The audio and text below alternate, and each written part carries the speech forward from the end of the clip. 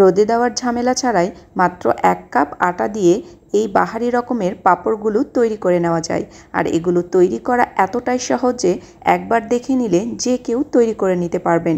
খুব সহজেই ঝটপট করে এই পাঁপড়গুলো তৈরি করে বছর ভরে সংরক্ষণ করে রেখে দেওয়া যায়। আর এই পাঁপড়গুলো খেতে বেশ মজাদার। আশা করছি পুরো রেসিপিটির সাথে থাকবেন, আপনাদের কাছে ভালো লাগবে। তো চলুন দেখে নেওয়া যাক বাহারি এই পাঁপড়ের রেসিপি। তো আমি এখানে 1 কাপ পরিমাণ আটা নিয়েছি, চাইলে এখানে ময়দাও ব্যবহার করতে পারেন। এখন এর মধ্যে অল্প অল্প করে পানি দিয়ে পাতলা একটা ব্যাটার তৈরি করে নেব।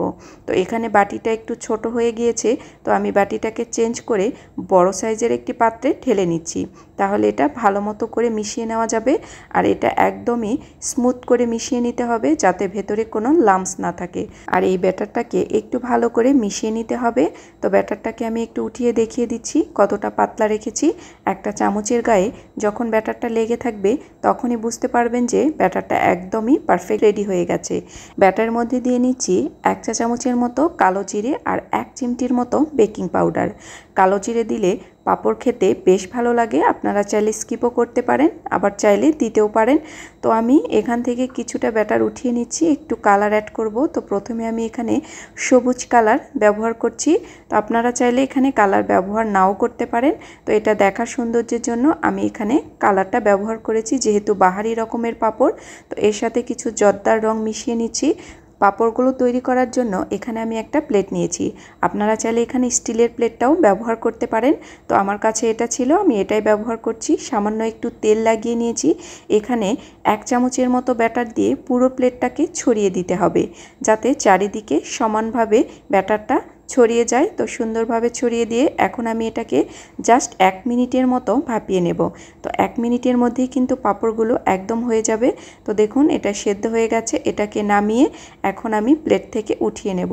তো এরকম করেই সবগুলো পাঁপড়কে একই রকমভাবে ভাপিয়ে নিতে হবে। একটা প্লেটের মধ্যে 1 চামচ করে ব্যাটার দিয়ে চারিদিক থেকে ছড়িয়ে দিয়ে ভাপিয়ে নিতে হবে 1 মিনিটের মতো। জাস্ট পাঁপড়গুলো একদম তৈরি। তো এগুলো এভাবেই সবগুলোকে আমি তৈরি করে নিয়েছি। তো এখন আমি একটা একটা করে পাঁপড় উঠিয়ে নেব। তো আর এই পাঁপড়গুলো উঠাতে কিন্তু খুব একটা সমস্যা হয় না, খুব ইজিলি উঠে যায়। তো একটা চামচের সাহায্যে চারিদিক থেকে একটু আলগা করে নিয়ে এভাবে পাঁপড়গুলোকে উঠিয়ে নিতে হবে। আর এগুলো হালকা একটু গরম থাকা অবস্থাতেই একদম ইজিলিভাবে উঠে আসে। সবগুলো রুটিকেই একই রকমভাবে বানিয়ে নিয়েছি। এরপর আমি 3টা রুটি একসাথে করে এই পাঁপড়গুলোকে কেটে নেব। তো একসাথে 3টা রুটি দিয়েছি, তাহলে একবারে কাজটা হয়ে যায়। একটা একটা করে নিলে অনেক বেশি সময় লেগে যাবে। আপনারা চাইলে এখানে 3টার বেশিও দিয়ে কেটে নিতে পারেন। তো আমি গোল সাইজের একটা কুকি কাটার দিয়ে কেটে নিচ্ছি। তো আপনারা চাইলে হাতের কাছে যে কোনো ধরনের কাটার থাকলে আপনারা সেটা দিয়ে কেটে নিতে পারেন। এরকম করে চারিদিক থেকে কেটে নেব। আর বাকি যে অংশগুলো থাকবে এগুলোও কিন্তু ফেলে দেওয়ার কোনো প্রয়োজন নেই, এগুলো রেখে দিলে এগুলোও কিন্তু ভেজে খাওয়া যাবে। তো আমি এভাবেই সবগুলো পাঁপড়কেই কেটে নেব। আর এগুলো খুব সহজেই কেটে নেওয়া যায়। আর এগুলো অনেক পাতলা হওয়ার কারণে রোদে দেওয়ার কোনো ঝামেলা থাকে না। ফ্যানের নিচে রেখে দেবেন 2 দিনের মতো। এগুলো ফ্যানের নিচে রেখে দিলে একদম শুকিয়ে যাবে।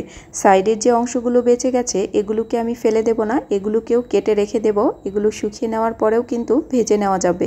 তো এখন আমি পাঁপড়গুলোকে একটা একটা করে খুলে নিয়ে একটা প্লেটের মধ্যে বিছিয়ে নিচ্ছি, যাতে পাঁপড়গুলো খুব সহজভাবেই বাতাসের মধ্যে শুকিয়ে যেতে পারে। যদি রোদ না থাকে ফ্যানের নিচে এরকম 2 দিন রেখে দিলেই পাঁপড়গুলো একদম সুন্দরভাবে শুকিয়ে যাবে। যেহেতু এগুলো অনেক বেশি পাতলা, তো এভাবে আমি 2 দিনের মতো ফ্যানের নিচে এই পাঁপড়গুলোকে শুকিয়ে নেব। তো পাঁপড়গুলোকে শুকিয়ে নিয়েছি। তো দেখুন একদমই সুন্দরভাবে পাঁপড়গুলো শুকিয়ে গেছে।